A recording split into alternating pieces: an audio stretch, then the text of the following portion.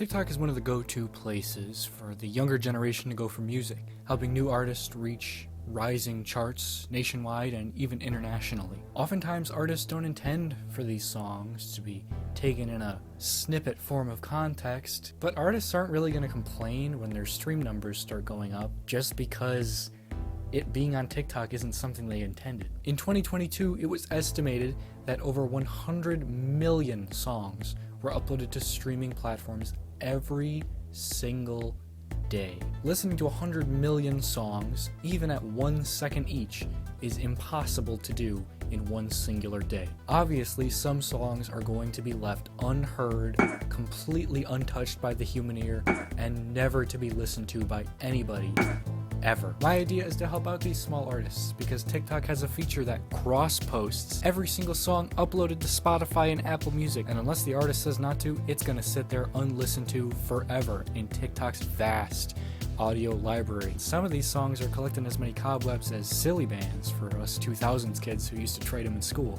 Oh no! To preface this video, you need to know a little bit about how social media algorithms work. Obviously, you see that on this channel. I put a lot of effort into the thumbnail and the title to try to reach as many people as I can, seeing as this is a small channel. Subscribe if you want to. The TikTok algorithm is based on pretty much purely engagement. Now, if a sound is getting more engagement, that TikTok is more likely to do well because people who have liked or commented or shared videos that have similar sound are going to be boosted to those users as well. Hashtags are also a way that TikToks are going to be pushed to a greater audience. Even if you're not browsing under a hashtag like you would on Instagram, which I don't think many people do on TikTok, but maybe, it's going to push it to you on your For You page. Now, the For You page is the vestibule for pretty much anything you're going to watch on TikTok. Not many people are going to go anywhere else besides the For You page because the For You page has been greatly catered to them based on entirely what they engage with.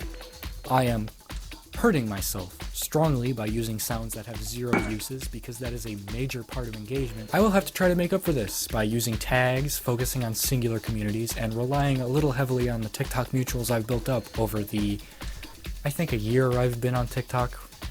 Also, to be stated, I do not have millions or hundreds of thousands or even tens of thousands followers on TikTok. TikTok followers will follow you based on anything. You won't see good boosts from engagement until you get to about the 100,000, maybe a little bit before that mark for some specified creators. My most viral TikTok at the moment has just under 4,000 views and just over 500 likes, and it is a video of me saying that I have a crush on Junker Queen from Overwatch 2.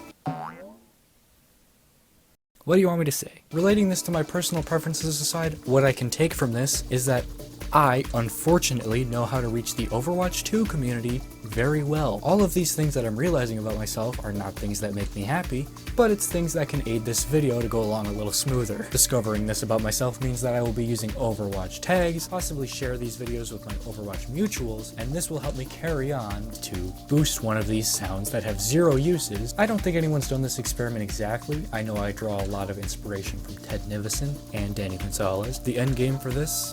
Essentially bring one of these artists some streaming, maybe give them a little bit of a platform, and if anybody else uses the audios that I'm using to make further videos, I'd count that as an accomplishment as well. The first artist I discovered was Sun Plus, otherwise known as Rob Shields. He's an artist from the UK, and his work is some of the better experimental tracks I've heard. Given that this music is very noise-filled, I decided to make a TikTok referencing what it's like to join the team voice chat during a match of Overwatch.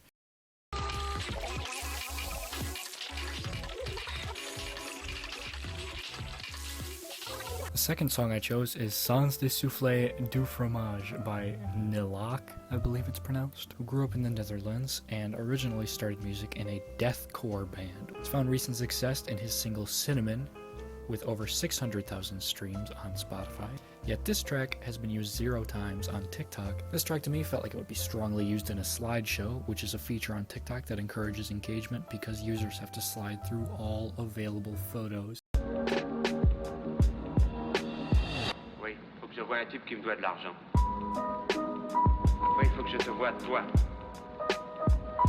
The third song I chose is La Fromage by Anon, which came out in 2004. The whole 04 demonstration album that La Fromage is featured on is pretty reminiscent of gaming tracks from around that time. This track to me sounds like a dance track that would be produced for Overwatch itself, maybe if the game was 10 or 20 years older.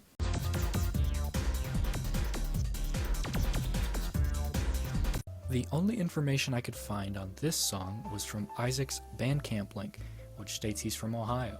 The track Delusion comes from an album titled Villainy, and if you're into video game soundtracks like I am, you'll find yourself adding a lot of these tracks to your own personal playlists. This concept could apply to other games like Battlefield or TF2 if the algorithm pushes it outside of the Overwatch community and into the gaming community itself.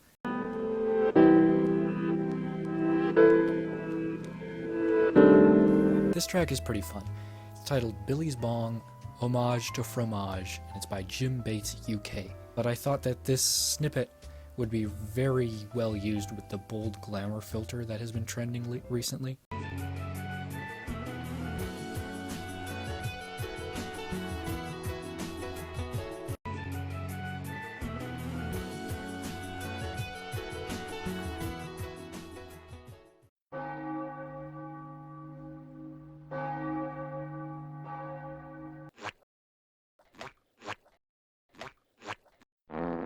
I don't even want to TikTok about it.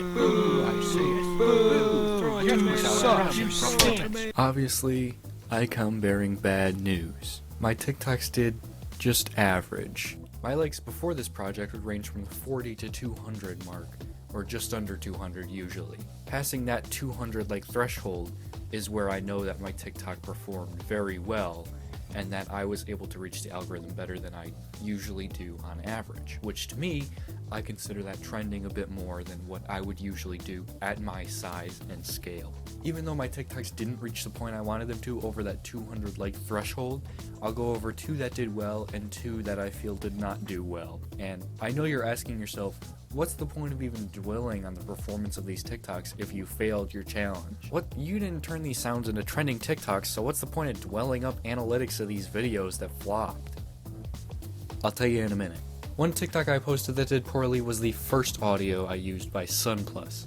It may factor in that it was the first audio I used, that's why algorithmically it didn't do very well because it differed from the video I posted just before that. The video got 44 likes and 470 views at the time of me filming this. This gives the video a 9.7% like-through rate, which is much below the 16 to 20% that I'd like to aim for when I see my videos start to really boost. The analytics also tells you how much of your traffic came from the For You page versus your followers, and this one was the lowest of the bunch, being 58.8%. Obviously, if my followers followed me beforehand based on the videos I was posting that were referencing my YouTube content or talking about Pickle Week, if you haven't seen it, I've got a week's worth of pickle videos. You should go check it out. The TikTok using Anon's audio is where I thought things might start taking off with the consistency of the content, and I was semi-correct. This video had 82 likes with 613 views, putting it at a commonplace 13.4% like-through rate. However, 76.6% of the traffic came from the For You page, which told me that TikTok's algorithm enjoys this sound. Jim Bates UK came through with 87 likes and 444 views, the highest like-through rate with a 19.6%, which is incredible for an audio that has 0 uses. I'm a tad confused why it wasn't pushed any further than it was. Maybe it's because the audio held it down so much. I'm not sure. The worst performing video is actually a video I did not even include in the montage, and it's completely my fault. Because of all these aspects, unfortunately it didn't appeal to a larger algorithm. It was one of the worst flops that I've had on my TikTok account. The way I did it weighed it down and did not help the audio at all. You could do a lot better than I did at this audio, and you could probably trend with it, even though I did not. So at this point you're asking, why is there more of this video? Why am I still watching this video? Why haven't I clicked off the video yet? Isn't your project failed? Isn't it over? Well,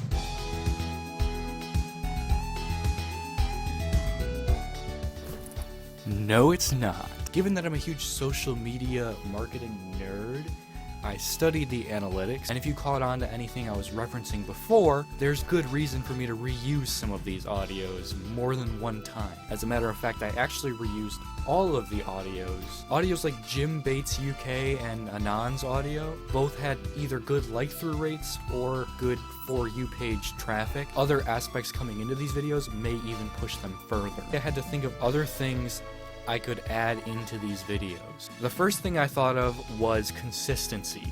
It would bring more attention to the audio, and the more engagement that happened on that audio, TikTok's algorithm would think, hey, this group of people is really enjoying this audio under these tags with this filter. So if they're engaging with it, maybe we can bring them back around to see more and more of this audio. I am filming this portion of the video about a week before this video is going to be posted. Everything using these new tactics was done over this recent weekend, where the highest amount of users are obviously congregated on social media platforms over that weekend span of time.